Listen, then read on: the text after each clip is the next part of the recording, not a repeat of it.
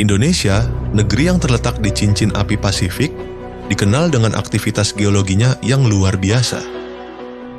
Salah satu fenomena alam paling ikonik di tanah air ini adalah letusan Gunung Krakatau yang menggemparkan dunia pada tahun 1883. Tapi sekarang ada satu pertanyaan besar. Bagaimana dengan anak Krakatau? Gunung api muda yang lahir dari kehancuran itu kini tumbuh dan menyimpan potensi dahsyat. Apa jadinya kalau dia meletus akibat gempa besar? Yuk, kita telusuri kisahnya sampai ke potensi ancaman nyata di masa depan. Tahun 1883, dunia terkejut. Gunung Krakatau meledak dengan kekuatan yang sangat besar. Letusan itu bukan cuma terdengar sampai ke Australia dan Afrika, tapi juga memicu tsunami setinggi puluhan meter dan merenggut lebih dari 36.000 nyawa. Langit menjadi gelap selama berhari-hari, suhu bumi turun drastis, dan dunia mengalami salah satu bencana vulkanik paling mematikan dalam sejarah modern. Letusan Krakatau ini meninggalkan kawah besar yang kemudian tenggelam, tapi ini bukanlah akhir. Justru dari kehancuran inilah sebuah kehidupan baru muncul. Dari dasar laut yang tenang di Selat Sunda, tahun 1927, sebuah letusan kecil mulai muncul. Asap, lahar, dan material vulkanik menumpuk, membentuk pulau baru. Lambat laun, anak Krakatau mulai tumbuh dan naik ke permukaan laut. Dalam waktu beberapa dekade, gunung kecil ini menjadi simbol kekuatan alam yang belum usai. Namanya anak Krakatau, si anak dari kehancuran. Meskipun lebih kecil, ia menyimpan energi vulkanik yang tak bisa diremehkan.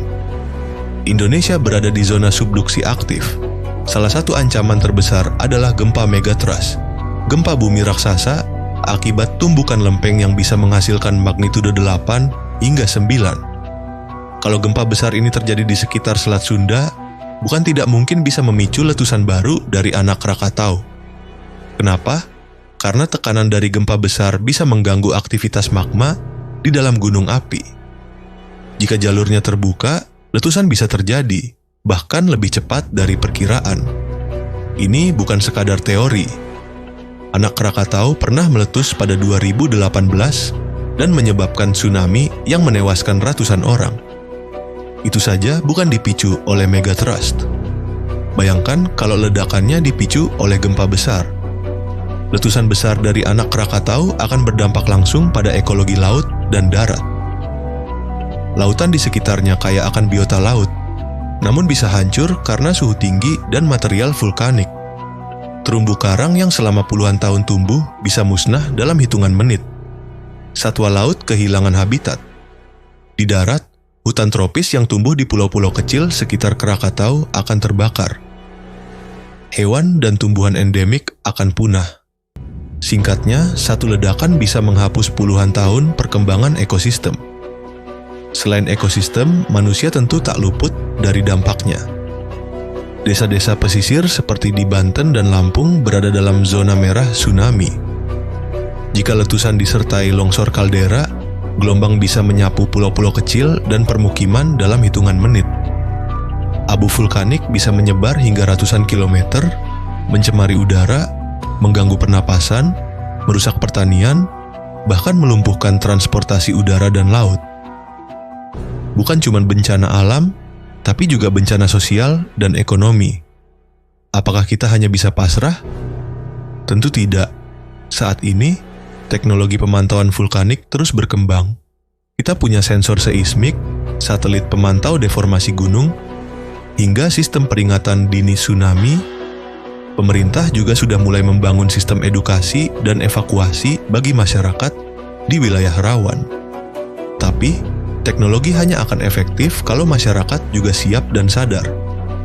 Latihan evakuasi, penyebaran informasi yang cepat, dan edukasi sejak dini bisa menjadi kunci untuk mengurangi korban saat bencana datang. Anak Krakatau adalah pengingat bahwa bumi ini hidup. Dia bisa menciptakan dan bisa menghancurkan. Kita tidak bisa mengendalikan letusannya, tapi kita bisa mengendalikan respon kita terhadap alam. Mari terus belajar, peduli, dan menjaga harmoni dengan alam. karena mereka yang paling siaplah yang akan selamat. Kalau kamu merasa video ini membuka wawasanmu tentang potensi bencana di Indonesia, bantu sebarkan pengetahuan ini ke lebih banyak orang. Klik like, subscribe, dan aktifkan lonceng notifikasi untuk konten-konten edukatif selanjutnya. Bersama, kita bisa membangun masyarakat yang lebih sadar bencana.